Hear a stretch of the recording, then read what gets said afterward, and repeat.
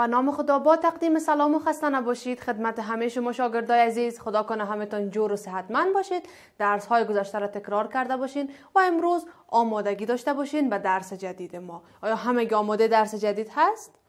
بسیار عالی. شاگردای عزیز، امروز یک درس جدید از کتاب بیولوژی صنف هفتم را با هم مطالعه می‌کنیم. درس ما درباره نباتات گلدار و گل، صفحه 52 و 53 کتاب بیولوژی صنف هفتم هست. از شما میخوایم که کتابچه و قلم پیشتان آماده داشته باشین، کتابتان هم باز کنین و توجه کنین که درس امروز کمی درس جنجالیگک هست، اما بسیار یک درس دلچسب و آسان هست. شما میتونین و بسیار راحتی درس امروز را، همه موضوعات را از تشریح یاد بگیرین.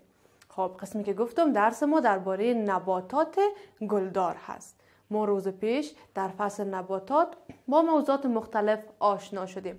روز پیش هم درباره نباتات ظاهرالبذر صحبت کردیم و گفتیم نباتات ظاهرالبذر عبارت از نباتاتی هست که تخم یا دانه‌شان قسمی که از نامش هم پیدا هست، ظاهر هست، آشکار هست و قابل دید هست. امروز درباره نباتات گلدار میخوانیم. نباتات گلدار را به نام آنژیواسپرم یاد میکنیم. آنژیواسپرم یعنی نباتات گلدار. برای حمایت از ما چینل بیگم اکادمی را سابسکرایب کنید و سپس زنگوله را فشار دهید تا به تمام ویدیوهای درسی ما دسترسی داشته باشید و از آنها مستفید شوید. نباتات گلدار عبارت از نباتاتی هست که گلها و میوه ها را تولید میکنه. نباتاتی که گل و میوه را تولید میکنه به نام چی یاد میکنیم؟ به نام نباتات گلدار. پس شاگردای عزیز، همه محصولات از باغداری، از محصولات زراعتی و همه گلهای گلخانه ها، تمامش را گفته میتونیم از جمله امی گروپ نباتات هست. این گروپ نباتات شامل تعداد بسیار زیادی از نباتات میشه. تخم‌های این نباتات در بین یک ساختمان وجود دارد، در بین ساختمان تکثری مؤنث، و ما نام همون ساختمان به نام تخمدان یاد میکنیم. به این خاطر هست که این نباتات هم ما به نام نباتات مخفی البذر یاد میکنیم. پس فهمیدیم که آنژیواسپرم نباتات مخفی البذر هستند. نباتات مخفی البذر یعنی تخم یا دانه‌شان ظاهر نیست، مخفی هست، پوش شده. در بین چی پوش شده؟ در بین یک ساختمان تکثری مؤنث که ما او را به نام تخمدان یاد میکنیم. در داخل او پوش شده، مخفی شده، و می خاطر به نام چی یاد میشه؟ به نام نباتات مخفی البذر یاد میشه. این گروپ نباتات تعدادشون زیاد هستند و گفتیم که محصولات زراعتی، باغداری، گلخانه ها از جمله این نباتات بوده میتونن. ما در بحث امروز درباره گل میخوانیم. باید با گل آشنا شویم و با ساختمان گل آشنا شویم. شاگرد عزیز، گل یک ساختمان تکثری در یک نبات هست. ساختمان تکثری نبات مخفی البذر عبارت از چی هست؟ عبارت از گل هست. تعداد زیادی از گل ها هستند که دو قسمت مشخص دارن. قسمتی که به نام قسمت مذکر یاد میکنیم و قسمتی که به نام قسمت مؤنث یاد میکنیم. قسمت مذکر و مؤنث از هم تفاوت دارن. در قسمت مذکر خود گرده تولید میشه و قسمت مؤنث تخمه را تولید میکنه. گرده و تخمه توسط قسمت های مذکر و مؤنث در یک نبات و در قسمت گلش چی میشه؟ تولید میشه. و بعداً باز همی گرده انتقال پیدا میکنه توسط شیوه هایی که ممکن همی گرده را انتقال بده، مثلا توسط باد، توسط حشرات، توسط پرنده ها، حیوانات. این گرده انتقال پیدا میکنه و بعداً گفتم میتونیم که خود تکثر صورت میگیره توسط انتقال گرده ها. شاگردای عزیز، تعداد نباتات گلدار اگر ما مقایسه کنیم با تعداد نباتاتی که گل ندارن، تعداد نباتات گلدار در سطح جهان بیشتر هست و گفتم میتونیم که این گروپ نباتات نسبت به نباتاتی که گل تولید نمیکنن چی هست؟ تعداد نباتات گلدار بیشتر هست. شاگردای عزیز، نباتات گلدار که هست یک ویژگی خاص دیگه که دارن، با محیط ها میتونن توافق کنن، تطابق کنن. توافق و تطابق اونا با محیط سبب شده که تعداد اونا بیشتر باشه و بتونن در هر جایی این نباتات رشد کنن و به رشد حیاتیت خود دوام بدن. پس گروپی از نباتاتی که به نام نباتات گلدار یاد میشه بیشتر در سطح جهان موجود هست. گل را هم شناختیم و گفتیم قسمت مذکر و مؤنث در گل موجود هست و از هم متفاوت می باشه. قسمتی که گرده تولید میکنه، قسمتی که تخمه تولید میکنه و باز گرده ها انتقال پیدا میکنه. یعنی قسمت مذکر باید با قسمت مؤنث یک جا شود تا اینکه تکثر صورت بگیره و ما با نام او تکثر را بانیم تکثر جنسی. شاگرد عزیز، خود امی گل یک ساختمان تکثری نبات هست، یک بخشی از نبات که ساختمان تکثریشان را تشکیل میده. در کدام نباتات؟ در نباتات مخفی البذر. نباتات مخفی البذر هم گفتیم که دانه یا همو تخم اونا پنهان شده در یک ساختمانی که ما او را به نام تخمدان یاد میکنیم. پس در بخش اول درس ما نباتات گلدار را شناختیم و گل را شناختیم. حالا باید بیایم درباره دیگه ویژگی ها، مشخصات و ساختمان گل بحث کنیم. خب شاگردای عزیز، حالا درباره ساختمان گل بحث میکنیم. گل اگر مکمل در نظر بگیریم از 4 قسمت ساخته شده. نام اینا هر کدامش آله تسکیر، آله تانیث، کاسبرگ و گلبرگ. 4 بخش یک گل را در ساختمانش تشکیل میده. آله تسکیر، آله تانیث، کاسبرگ و گلبرگ. شاگرد عزیز، آله تسکیر و آله تانیث در تولید تخم نقش داره و قسمت کاسبرگ و گلبرگ ساختمانی هست که به حفاظت ساختمان‌های داخلی گل کمک میکنه. همچنان به خاطر از اینکه همون گرده انتقال کنه و گرد افشانی صورت بگیره هم امی ساختمان‌های گلبرگ و کاسبرگ رول داره. یعنی سرجم گفتم میتونیم ما 4 قسمت داریم در ساختمان یک گل: کاسبرگ، گلبرگ و ساختمان آله تسکیر و آله تانیث. آله تسکیر و آله تانیث در تولید تخم نقش داره و قسمت های کاسبرگ و گلبرگ در محافظت نقش داره. ساختمان های داخلی را برای ما محافظت میکنه و همچنان در کنار محافظت ساختمان های داخلی گفتم میتونیم که به خاطر جلب کردن حیوانات گردافشان کمک میکنه. یعنی چی؟ یعنی امو حیواناتی که سبب میشن گردافشانی را انجام بدن، اونا در انجام گردافشانی در همین قسمت های یک گل، همین ساختمان های کاسبرگ و گلبرگ کمک کننده هستند. شاگردای عزیز، تمام قسمت های گل روی یک ساختمانی قرار داره و ما نام اون ساختمان را میگذاریم تالاموس. تمام قسمت های گل که نام گرفتیم بالای تالاموس قرار داره. تالاموس چی هست؟ تالاموس یک قسمتی از امی گل هست که قسمت پهن شده هست و ما میگیم عبارت از قاعده گل هست. قاعده گل قسمت پهن شده هست که به نام تالاموس یاد میکنیم. شاگردای عزیز، قسمت های گل را ما باید هر کدامش جداگانه هم بفهمیم. مثلا میایم شروع میکنیم از کاسبرگ. کاسبرگ را به نام سیپل هم یاد میکنیم. کاسبرگ یا سیپل. کاسبرگ قسمت خارجی یک گل را تشکیل میده. یعنی ما قسمت خارجی را به نام چی یاد میکنیم؟ به نام سیپل. و مجموع تمام برگ ها به نام کلکس یا کاسه گل یاد میکنیم. یعنی تمام برگ ها را اگر ما در نظر بگیریم و مجموعه اینا ما کلکس یاد میکنیم. کلکس چی معنا داره؟ کلکس یعنی کاسه گل. پس ما فهمیدیم قسمت خارجی یک گل عبارت از ساختمانی هست که به نام کاسبرگ یا سیپل یاد میشه و همچنان این را فهمیدیم که خود قسمت کلکس یا کاسه گل چه قسم هست. یعنی مجموعه برگ ها عبارت از چی هست؟ عبارت از کاسه گل هست. خب شاگردای عزیز، کاسه گل چی میکنه؟ خود گل را، خودمو غنچه گل از خشک شدن محافظت میکنه. یعنی رول محافظوی داره. هم از خشک شدن محافظت میکنه و هم از خطر تخریب شدن توسط حشرات مضره محافظت میکنه. رول محافظوی را داره. و همچنان میگیم که خود قسمتی را که به نام سیپل یا کاسبرگ یاد کردیم در حالت عادی و نرمال رنگ سبز رنگ را داره و همچنان بعضا گفتم میتونیم که میتونه رنگ های مختلف را هم بگیره، یعنی میتونه که رنگ هم باشه، اما اکثرا ما میگیم که دارای رنگ سبز میباشه. این بود درباره ساختمان اول گل که کاسبرگ یا سیپل یاد کردیم و گفتیم قسمت خارجی گل تشکیل میده.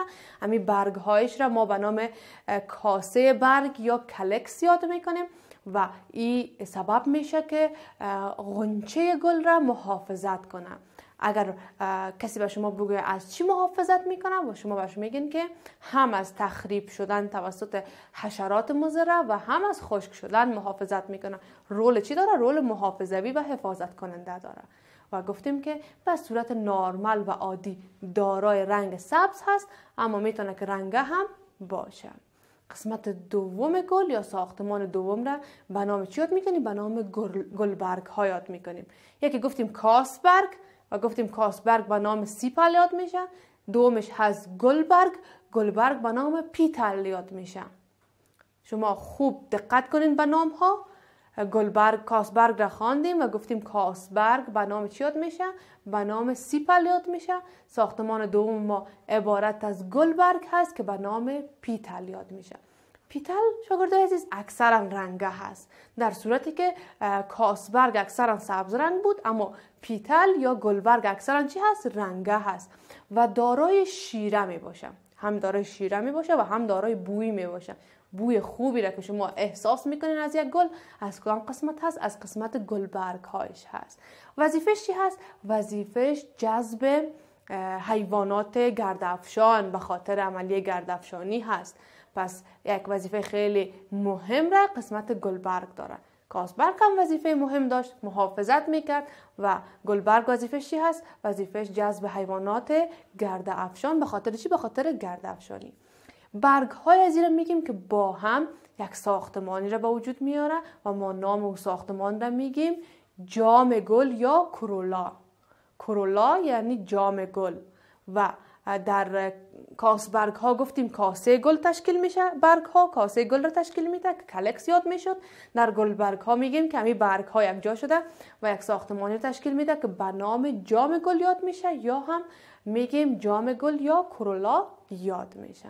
در بسیاری از گل ها این ساختمان چی میکنه؟ به خاطر نشستن حشرات گردافشان کمک کننده هست تا اینکه چی شود؟ تا اینکه غذای خود را به دست آورده بتانن. پس وظیفه مهم در گردافشانی هست.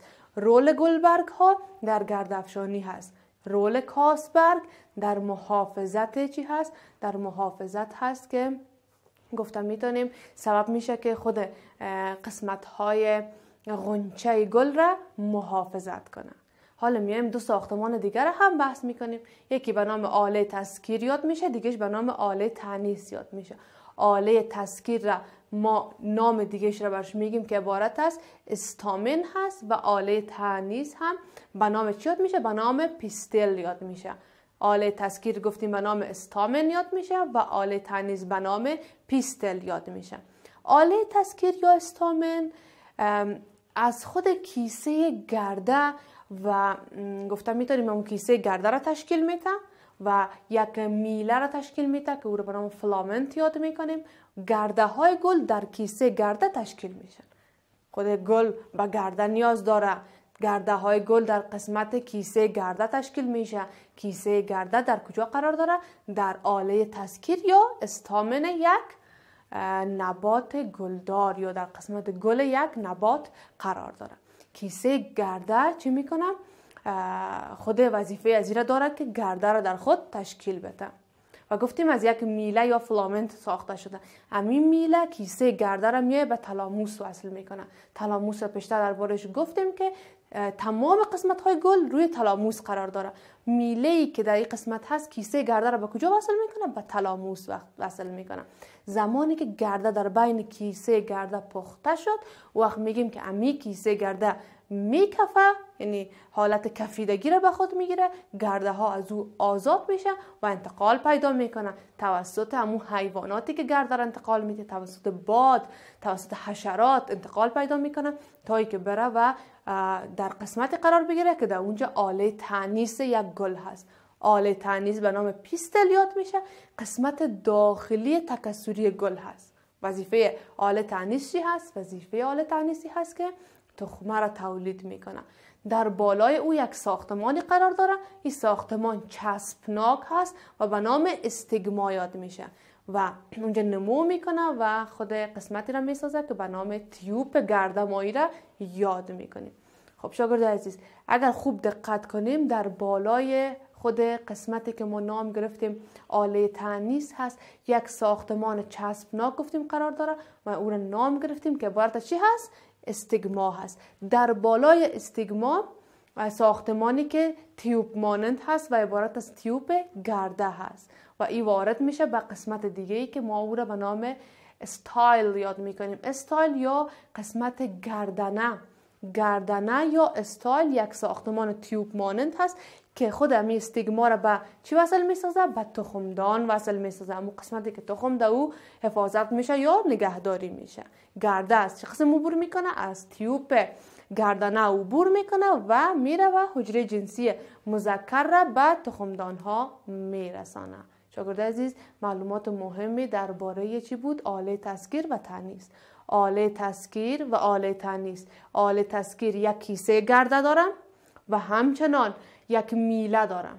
کیسه گرده چی میکنه؟ گرده را تولید میکنه. میله چی میکنه؟ کیسه گرده را به تالاموس وصل میکنه. خب زمانی که گرده در بین کیسه گرده پخته شد و پختگی کامل رسید، زمانش هست که گرده باید آزاد شود. او وقت هست که می کیسه میکفه، در اثر کفیدن کیسه گرده آزاد میشه و انتقال پیدا میکنه. آله تانیث چی میکنه؟ آله تانیث را گفتیم که عبارت از قسمتی هست که تخمه را تولید میکنه. قسمت داخلی تکثری گل هست. در بالای او یک ساختمان چسبناک قرار داره که به نام استیگما یاد میشه.